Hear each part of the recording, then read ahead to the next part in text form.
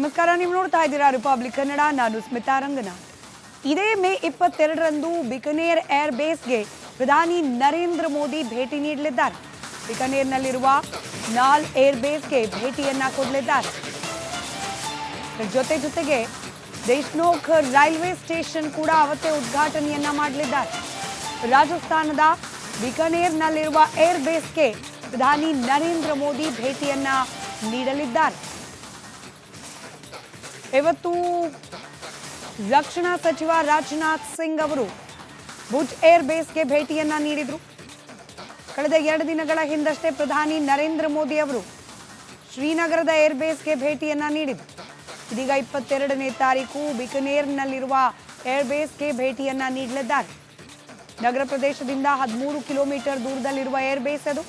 ತೇಜಸ್ ಸೇರಿದಂತೆ ವಿವಿಧ ಯುದ್ಧ ವಿಮಾನಗಳು ಇದೇ ಏರ್ ಬೇಸ್ನಿಂದ ಆಪರೇಟ್ ಆಗುತ್ತೆ.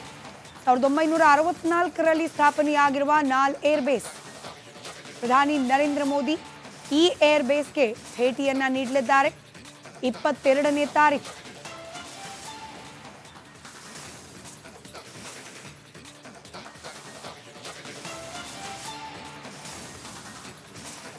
ಪಾಕಿಸ್ತಾನದ ಮೇಲೆ ಭಾರತ ಯುದ್ಧ ಸಾರಿದಾಗ ಅದೊಂದು ಅಸ್ತ್ರ ಬಲವಾಗಿ ನಿಂತಿತ್ತು. ಆ ಕ್ಷಿಪಣಿ ನುಗ್ಗಿ ಪಾಕಿಸ್ತಾನದ ಆ ಸ್ಥಳಗಳನ್ನ ಪುಡಿ ಪುಡಿ ಮಾಡಿತ್ತು. ಇದರಿಂದ ಕಂಗಾಲಾದ ಪಾಕಿಸ್ತಾನ ನಮ್ಮನ್ನ ಕಾಪಾಡಿ ಅಂತ ಅಂಗಲಾಚಿತ್ತು. ಅಷ್ಟಕ್ಕೂ ಜಿನ್ನಾ ಲ್ಯಾಂಡ್ ಧ್ವಂಸ ಮಾಡಿದ ಆ ವೆಪನ್ ಯಾವುದು? ಇಲ್ಲಿದೆ ಕಂಪ್ಲೀಟ್ ಡೀಟೇಲ್ಸ್.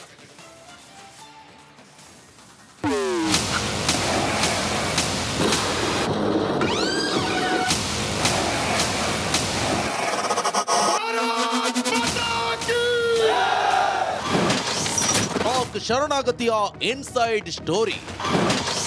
ಕೇವಲ 15 ಬ್ರಹ್ಮೋಸ್ಗೆ ಪಾಕ್ ತಂಡ.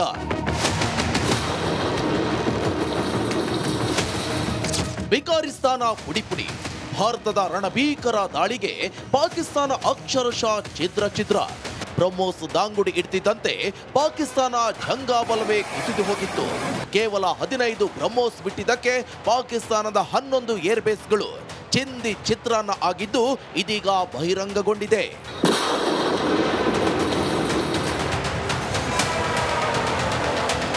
ಹೌದು, ಅದು ಮೇ 9, 10ರ ರಾತ್ರಿ ಪಾಕಿಸ್ತಾನ ತನ್ನ ನರಿಬುದ್ಧಿ ಮುಂದುವರಿಸಿತ್ತು.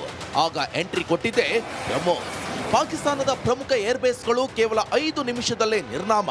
ನೂರ್ ಖಾನ್ ಏರ್ ಬೇಸ್, ಸರ್ಗೋದಾ ವಾಯುನೆಲೆ, Rafiqui air base, Rahim Yar Khan air base ಸೇರಿ ಪಾಕ್ನ 11 ಏರ್ ಬೇಸ್ಗಳನ್ನ ಪುಡಿಗಟ್ಟಿತು ಭಾರತದ ಬ್ರಹ್ಮಾಸ್ತ್ರ. ब्रह्मोस मिसाइल की ताकत को तो पाकिस्तान ने खुद स्वीकार कर लिया है.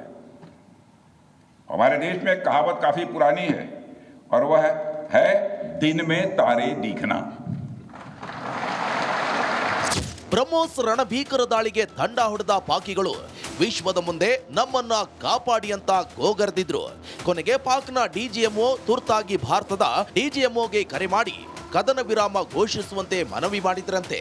ಕೇವಲ 15 ಬ್ರಹ್ಮೋಸ್ಗೆ ಇಷ್ಟು. ಇನ್ನು ಸಾಲು ಬ್ರಹ್ಮೋಸ್ ಬಿಟ್ಟಿದ್ರೆ ಪಾಕ್ ಸ್ಥಿತಿ ಏನಾಗಬೇಡ. ಪಾಕಿಸ್ತಾನ ಅರ್ಧಕ್ಕೆ ಅರ್ಧ ನಾಮಾವಶೇಷ ಆಗಿಬಿಡ್ತಿತ್ತು. ಇನ್ನು ಅಸಲಿಗೆ ಮತ್ತೊಮ್ಮೆ ಬ್ರಹ್ಮೋಸ್ ಬಲ ತೋರಿಸ್ತೀವಿ ನೋಡಿ.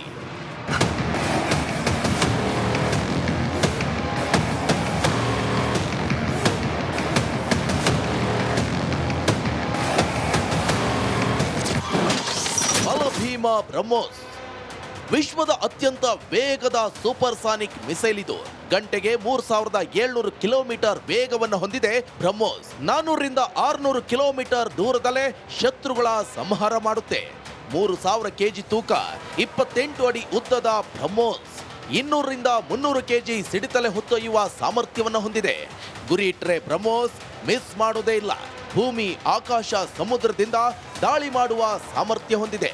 ನೆಲದಿಂದ 5000 ಮೀಟರ್ ದೂರ ಹೋಗಬಲ್ಲ ಮಿಸೈಲ್ ಇದು.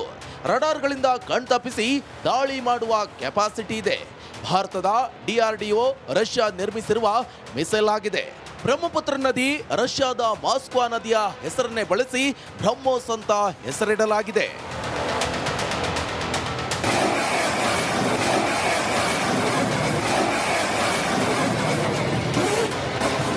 ಇದು ಬ್ರಹ್ಮೋಸ್ ಕ್ಷಿಪಣಿಯ ತಾಕತ್ತು. ಬ್ರಹ್ಮೋಸ್ ಕಂಡ್ರೆ ಪಾಕಿಸ್ತಾನ ಥರಥರ ಅಂತ ನಡುಗಿ ಹೋಗುತ್ತೆ. ಇದೀಗ ಬ್ರಹ್ಮೋಸ್ ಮತ್ತಷ್ಟು ಅಪ್ಡೇಟ್ ಆಗುತ್ತಿದೆ. ಪಾಕ್ ಮೇಲೆ ದಾಳಿ ಮಾಡಿದ ಮೇಲೆ ಬ್ರಹ್ಮೋಸ್ ಮಿಸೈಲ್ಗೆ ಭಾರೀ ಬೇಡಿಕೆ ಬಂದಿದ್ದು ವಿಶ್ವದ 10 ಹಲವು ದೇಶಗಳು ಬ್ರಹ್ಮೋಸ್ ಖರೀದಿಗೆ ಮುಗಿಬಿದ್ದಿವೆ. Bureau report, Republic Kannada.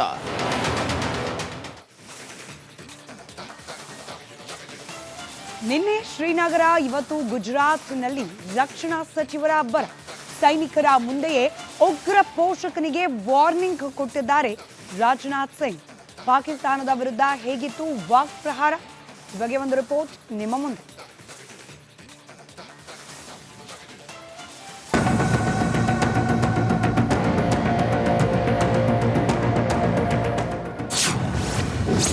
Bhuj ಏರ್ಬೇಸ್ಗೆ Rajnath Singh visit. ಸೈನಿಕರಿಗೆ ಬೂಸ್ಟರ್ ನೀಡಿದ ಕೇಂದ್ರ ಸಚಿವ. ಇತ್ತೀಚೆಗೆ ಆದಂಪುರ ಏರ್ಬೇಸ್ಗೆ ಭೇಟಿ ನೀಡಿದ್ದ ಪ್ರಧಾನಿ ಮೋದಿ ಸೈನಿಕರಿಗೆ ಆತ್ಮಸ್ಥೈರ್ಯ ನೀಡಿದ್ರು. ಭಾರತ್ ಮಾತಾ ಕಿ ಜಯಘೋಷ ಮೊಳಗಿಸಿದ್ರು. ನಿನ್ನೆ ಶ್ರೀನಗರಕ್ಕೆ ರಕ್ಷಣಾ ಸಚಿವ ರಾಜನಾಥ್ ಸಿಂಗ್ ಭೇಟಿ ನೀಡಿದ್ರು. ಇಂದು ಗುಜರಾತ್ನ ಹಿಸ್ಟಾರಿಕಲ್ ಭುಜ್ ಏರ್ಬೇಸ್ಗೆ ವಿಸಿಟ್ ಕೊಟ್ಟಿದ್ದಾರೆ. ಸೈನಿಕರ ಆತ್ಮಸ್ಥೈರ್ಯಕ್ಕೆ ಜೈ ಹೋ ಎಂದಿದ್ದಾರೆ.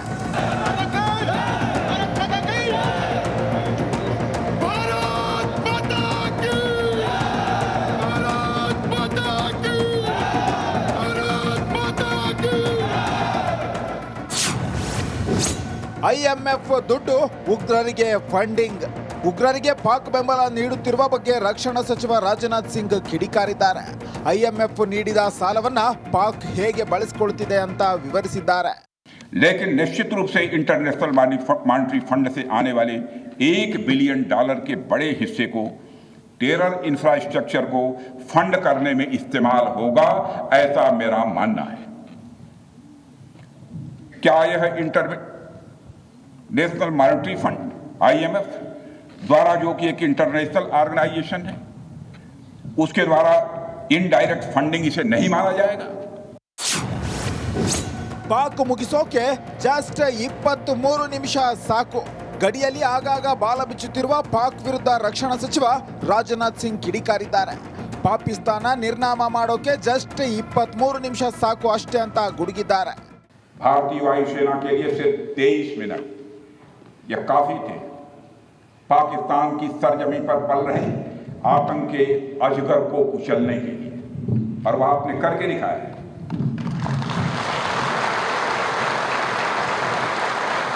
और मैं यह कहूं, यह कहना गलत नहीं होगा, जितनी देर में लोग नाश्ता पानी निपटाते हैं उतनी देर में आपने दुश्मनों को निपटा दिया. ಭಾರತದ ಗೆಲುವಿಗೆ ಭುಜಬಲ ಕಾರಣ. ಭುಜ್ ಏರ್ಬೇಸ್ನಲ್ಲಿ ರಕ್ಷಣಾ ಸಚಿವ ರಾಜನಾಥ್ ಸಿಂಗ್ ಯೋಧರನ್ನ ಹಾಡಿ ಹೊಗಳಿದ್ದಾರೆ. ಸೈನಿಕರ ಮುಂದೆ ಶತ್ರುಗಳಿಗೆ ವಾರ್ನಿಂಗ್ ನೀಡಿದ್ದಾರೆ. News desk, Republic Kannada. Operation ಸಿಂಧೂರಕ್ಕೆ ಕಾಂಗ್ರೆಸ್ನಿಂದ ಅಪಹಾಸ್ಯ ಮಾಡುವುದು ಮುಂದುವರೆದಿದೆ. ಸೈನಿಕರ ಶೌರ್ಯಕ್ಕೆ ಕಾಂಗ್ರೆಸ್ನಿಂದ ಅವಮಾನ ಮಾಡಲಾಗ್ತಾ ಇದೆ.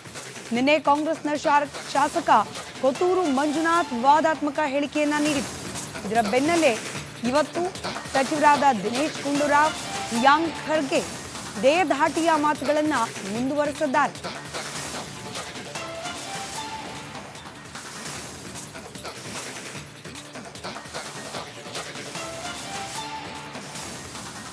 ಏನೂ ಮಾಡಿಲ್ಲ. ಏನು ಮಾಡಿದ್ದಾರೆ? ಸುಮ್ಮನೆ ಬೂಟಾಟಿಕೆಗೆ 4 ಫ್ಲೈಟ್ ಮೇಲೆ ಕಳಿಸ್ಬಿಟ್ಟು ಬಂದ್ಬಿಟ್ಟು ಇದು ಮಾಡೋದಾ? ಇದಕ್ಕೆ ಪರಿಹಾರನ ಇದು?